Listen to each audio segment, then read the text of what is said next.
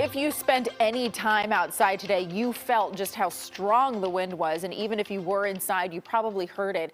It has been causing some major damage. Power lines and trees have been falling all over the Bay Area. And right now, some really disturbing and upsetting breaking news. A one-year-old baby is in critical condition tonight after a falling redwood tree crashed into a Boulder Creek home. This happened after 6 on Bobcat Lane. We just talked to the fire chief there. They said the tree snapped and pierced the house like a spear. The child was pinned down. Firefighters freed him. He is in the hospital, breathing on his own right now. 6 other people had to be rescued there. And we also have video in tonight from Sonoma County where a falling redwood tree split a home in half. This house is in the Camp Meeker neighborhood, and a neighbor says the family was inside and the tree barely missed them. They were cooking dinner at the time. I dove under this car and a branch broke and hit the car. But yeah, it was scary. Tonight is also lights out along Santana Row in San Jose. The shopping center lost power, so the stores had to close down because of it. Looks pretty eerie out there in the dark. Right now, more than 100,000 customers don't have power, according to PG&E. No doubt this was a busy day for their crews. They'll be working into the night. We saw them earlier trying to fix down power lines along Walnut Avenue in Fremont. The peninsula has more than 60,000 people without power. About 32,000 customers in the South Bay are also in the dark. Chief Meteorologist Paul Hagan has been tracking these conditions for us all day. Trees down everywhere. You warned us yesterday. Actually, it was Darren who was here. Yeah. But did this pretty much map out the way that we had anticipated? Yeah, the gusts have been exceptionally strong, especially late this afternoon into this evening. But yeah, we were talking about this even as early as late last week, that this was going to be a kind of a long-term wind event, and it's still going to continue through the rest of tonight. The strongest gusts, though, are in the rearview mirror, so at least some good news, although it's still going to be breezy as we head through the rest of tonight. Let's switch over to the weather graphics. We'll take a look at the peak gusts that we have seen so far. Ocean Beach recorded a 73-mile-an-hour wind gust around 4 o'clock this afternoon. That's also about the same time that SFO recorded a 68-mile-an-hour gust. 63 miles an hour at the Oakland Airport, 61 miles an hour at Medina, San Jose, and 60 miles an hour in Hayward. Look at these numbers. It's easy to see why we saw so much damage across the Bay Area, but those gusts have been backing down over the last few hours. It is still definitely breezy out there. The wind advisory continues for a while, but the strongest gust on the map right now is 41 miles an hour at the Oakland Airport. Still a high wind warning in effect along the coast and in San Francisco through 9 o'clock tomorrow morning. This is where the strongest gusts are going to occur, still potentially up over 60 miles an hour, but those instances are going to be fewer and farther between as we head through the rest of tonight. The wind advisory continues through 1 p.m. tomorrow for the entire Bay Area. Down trees or at least branches and more power outages are still possible. And we also have a winter weather advisory that goes into effect at 10 a.m. tomorrow, continues through 10 a.m.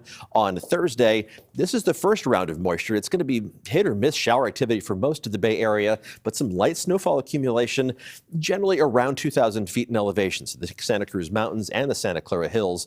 But we're going to see another round of moisture later this week that is going to bring much more widespread rain to most of the Bay Area with some lower snow levels as well. Darren's going to be back to talk about that coming up in just a few minutes in terms of the lowering snow elevations and kind of how this whole thing is going to play out. We see the rain chances over the next several days. We're going to have another round of rain headed our way by early next week, fortunately without the exceptional winds that we've seen today. I mean, it was just, it felt constant throughout much of the day. Ridiculous. And it's still very breezy out there. But again, the worst of it is now in the rearview mirror. That's good, especially those of us on hills in San Francisco. We were clinging on today. Yeah. All right, thank you, Paul. We appreciate it. And earlier today, Novato police asked some people to shelter in place there because there were so many down power lines.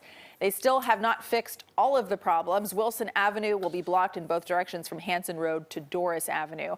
And tonight in San Bruno, a giant tree from the Golden Gate National Cemetery fell onto Sneath Lane. That major road is closed off in both directions between El Camino Real and Cherry Avenue while crews try to deal with it.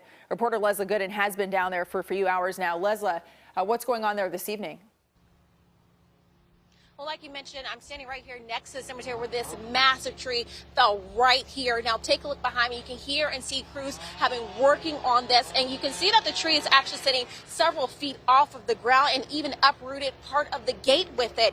Now, like I said, crews have been around here all this afternoon, this evening, and thankfully this tree did not crash into any buildings, but it is forcing drivers to find other ways to get home. Now, one neighbor says he has seen trees leaning all day in this area. It's a little concerning. There's a lot of big trees around in this neighborhood. So just the fact that that massive tree could fall down just made me realize, yeah, maybe I should probably get home insurance. I should probably be on the lookout for some big massive tree around my home. And Miguel says he lives just a few feet away from here, and it only took him additional minutes just to get home. But other drivers who I spoke with say that they're really glad to see that the city is out here taking care of this damage so quickly. Lesla, I know Sneath is a major road, so obviously that's going to be a problem. Have they told you yet when they would expect that it would be cleared? Obviously, I can see people behind you still working really hard, but do you have any ETA on that? Well, what I can tell you, like I said, they have been working nonstop. I mean, we have not seen anyone leave this area. And they said that, you know, as far as tonight goes, they don't plan to have this road open. But, you know, we'll just have to wait and see about tomorrow, too. All right, well, we'll have to check in with them in just a few minutes to kind of see how that progress goes. But a lot of people working really hard right now. Leslie, thank you so much.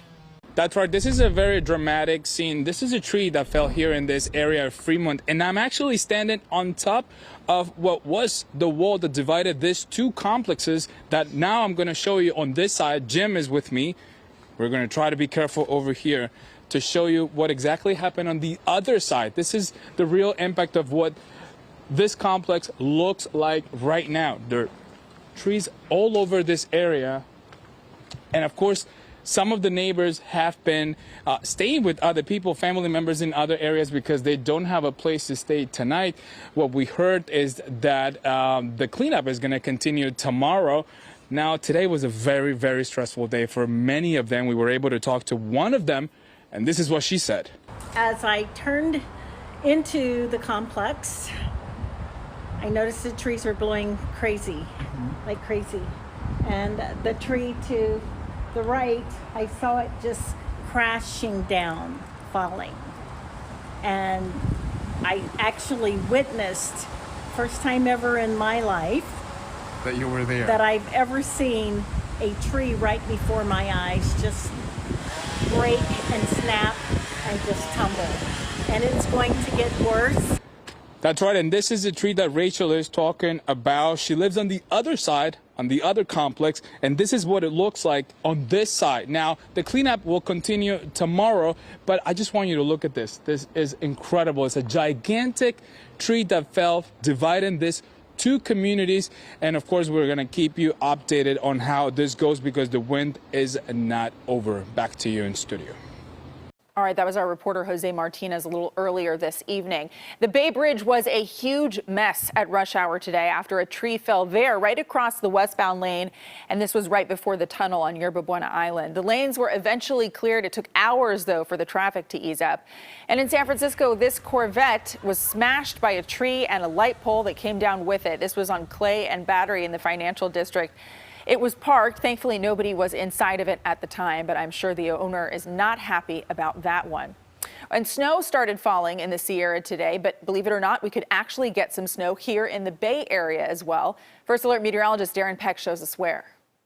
Forecasting snow level is a tricky thing, and we don't do it often here in the Bay Area, so I'm going to use one of our most obvious landmarks as an example, Mount Diablo in the East Bay, which sits at just about 3,849 feet in elevation. That's the top, certainly high enough to get snow. But if you look at Thursday morning, we're going to have cold enough air in place that should it be precipitating at that point, you could potentially get snow as low as 900 feet. Doesn't mean it's going to snow then, because we don't have the precipitation lined up perfectly with that time frame. You could get a few light flurries that low, but it's doubtful it would accumulate. The more likely time frame comes a little bit later. Once we get into Friday, by then, we've warmed the air a little bit. Now snow level's at about 1,800 feet, but that's a good convergence of the two ingredients you need, because by Friday morning, we've got cold enough air for snow down to right around 1,900 feet on Mount Diablo, and enough precipitation that it's actually going to snow, and it should accumulate at that elevation on the mountain.